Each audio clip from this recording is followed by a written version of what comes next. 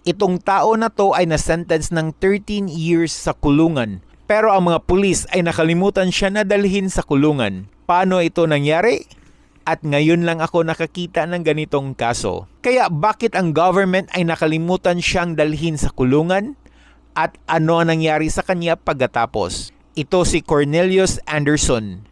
At noong August 1999, siya at ang kanyang kaibigan ay nag-hold up sa isang Burger King manager sa halagang $2,000.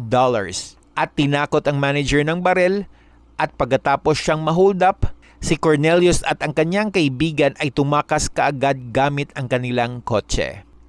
Pero malas lang nila kasi may nakakita sa kanilang ginawa at sinulat ang kanilang plate number. Kaya dito si Cornelius ay madaling nadakip pagkatapos ng 2 buwan. At nasentensyahan kaagad ng 13 years sa kulungan sa panahon ng kanyang paglilitis sa korte. Ngunit pagkatapos siyang mahatulan, si Cornelius ay nakalabas sa pamamagitan ng piyansa para makapag-usap sila at apila para sa isang mas maikling pagkakakulong kasama ang kanyang abogado. Pero hindi ito nangyari. Na-schedule siya ulit na ikulong ng 13 years kaya si Cornelius ay naghintay sa kanilang bahay para arestuhin ulit.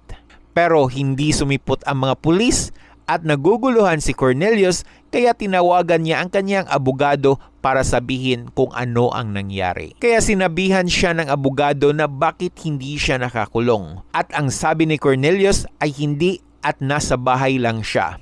At tumawag ang abogado sa mga pulis para sabihin ang nangyari. Pero ang sabi ng mga pulis na merong administrative mistakes. Kaya ang government at mga pulis ay akala nila ay nasa kulungan na siya. Kaya sa second chance ay nag-decide si Cornelius na magbago sa kanyang buhay. Kung saan siya ay kinasal, bumuo ng pamilya, nang start ng business at bumili ng bahay. At nag-coach siya ng football sa isang eskwelahan.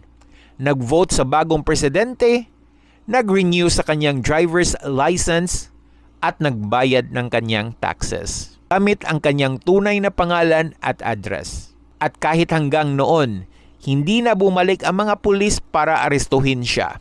Ngunit nakakalungkot na nagbago ang lahat pagkatapos ng 13 na taon. Kasi noong 2013 at oras na para sa mga pulis na tuluyang mailabas si Cornelius mula sa kulungan, nalaman nilang wala siya kaya napagtanto ang kanilang pagkakamali. Kaya dali-dali nilang pinuntahan si Cornelius para arestuhin at mag-umpisa ng 13 years na sentensya ulit.